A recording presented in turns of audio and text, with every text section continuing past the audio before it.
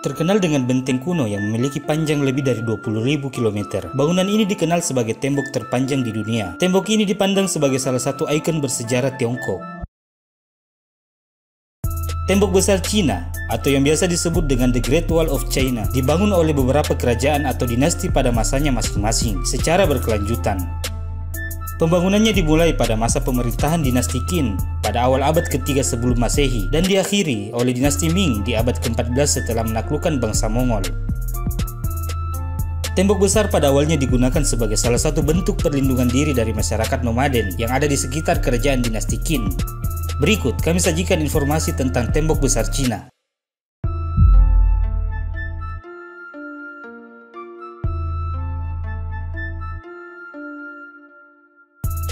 Pembangunan awal tembok besar Cina dapat dilacak oleh para sejarawan setidaknya sampai abad ketiga sebelum Masehi. Namun, banyak benteng termasuk bagian dalam dinding telah dibangun ratusan tahun sebelumnya. Benteng itu dibangun ketika Cina masih menjadi beberapa kerajaan yang saling berperang. Sekitar tahun 221 sebelum Masehi, Qin Shi Huang, kaisar pertama yang menyatukan Tiongkok di bawah dinasti Qin, memerintahkan untuk menyingkirkan benteng pertahanan di antara negara-negara dan menyatukan sejumlah dinding yang ada di sepanjang perbatasan utara menjadi satu sistem pertahanan. Dinding itu kemudian diperpanjang lebih secara bertahap. Tujuannya adalah untuk melindungi Tiongkok dari serangan suku nomaden di utara. Suku nomaden adalah komunitas masyarakat yang memilih hidup berpindah-pindah dari suatu tempat ke tempat yang lain di padang pasir atau daerah bermusim dingin daripada menetap di suatu tempat. Pembangunan tembok besar Cina menjadi salah satu proyek pembangunan paling ambisius yang pernah dilakukan oleh peradaban manapun. Menurut beberapa catatan dikatakan pula bahwa pembangunan tembok besar Cina menggunakan pasukan tentara, narapidana, dan rakyat sebagai pekerja. Setelah wafatnya Qin Shi Huang dan jatuhnya dinasti Qin, banyak bagian dari tembok raksasa mengalami kerusakan akibat perang dan pemberontakan.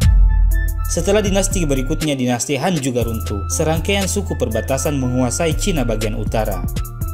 Di antara yang paling kuat dari suku-suku itu adalah dinasti Wei di utara. Saat berkuasa, dinasti ini memperbaiki dan memperluas tembok yang ada untuk mempertahankan diri dari serangan dari suku lain di sekitarnya.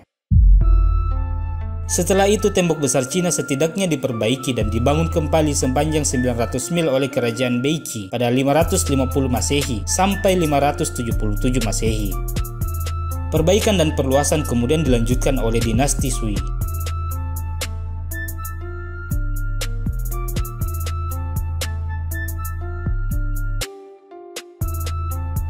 Setelah dinasti Sui runtuh dan digantikan oleh dinasti Tang, tembok besar Cina kemudian kehilangan fungsinya sebagai benteng dan pembatas. Bukan tanpa alasan, dinasti Tang dapat mengumpulkan para ahli dan ratusan ribu tentara untuk melawan kekuatan-kekuatan nomaden yang mendominasi Asia dalam jalur sutra. Dinasti Tang berhasil memperluas wilayah kekuasaan melewati perbatasan yang ada dilintasi oleh tembok besar. Setelah kejatuhan dinasti Tang pada abad ke-8, tembok Cina kemudian dikendalikan oleh dinasti Song. Masyarakat Tiongkok pada masa itu dipaksa mundur di balik tembok akibat ancaman kerajaan daerah sekitarnya, dan juga dinasti Liao dan dinasti Jin banyak mengambil wilayah di sisi kedua tembok besar. Tidak lama kemudian, tembok besar diambil oleh dinasti Yuan. Pada saat itu, dinasti Yuan yang didirikan oleh Genghis Khan akhirnya menguasai seluruh Cina, sebagian Asia, dan bagian Eropa. Meskipun tembok besar tidak begitu penting bagi orang-orang Mongol, khususnya sebagai benteng pertahanan militer, para prajurit tetap ditugasi ke tembok untuk melindungi pedagang dan karavan yang bepergian di sepanjang rute perdagangan jalur sutra.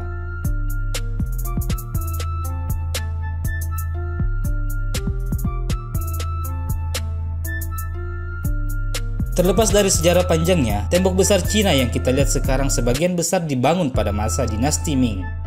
Seperti bangsa Mongol, para penguasa awal dinasti Ming kurang tertarik untuk membangun benteng perbatasan dan pembangunan tembok terbatas hingga akhir abad ke-15. Pada 1421, Kaisar Ming memproklamasikan ibu kota baru Tiongkok berada di Beijing, di lokasi bekas kota Mongol. Di bawah tanah dingin penguasa Ming, budaya Cina berkembang, dan periode itu terlihat sejumlah besar konstruksi di samping tembok besar, termasuk jembatan, kuil, dan pagoda.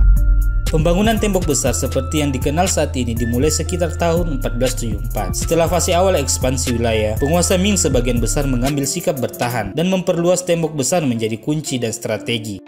Pada pertengahan abad ke-17, orang Manchu dari Manchuria, pusat dan selatan menerobos tembok besar dan memasuki Beijing. Pada akhirnya, mereka memaksa dinasti Ming turun tahta, sekaligus menandai awal dinasti Qing. Antara abad ke-18 dan ke-20, tembok besar muncul sebagai lambang Cina yang paling umum bagi dunia barat, dan simbol baik fisik sebagai manifestasi kekuatan Tiongkok dan representasi psikologis penghalang yang dipertahankan oleh negara Tiongkok untuk mengusir pengaruh asing dan melakukan kontrol atas warganya. Tembok besar Cina kini diakui sebagai salah satu arsitektur paling mengesankan dalam sejarah manusia. Pada tahun 1987, UNESCO menetapkan tembok besar sebagai situs warisan dunia. Itu tadi sejarah dan fakta tentang tembok besar yang hingga kini tetap kokoh berdiri dan merupakan kebanggaan rakyat Tiongkok sampai saat ini.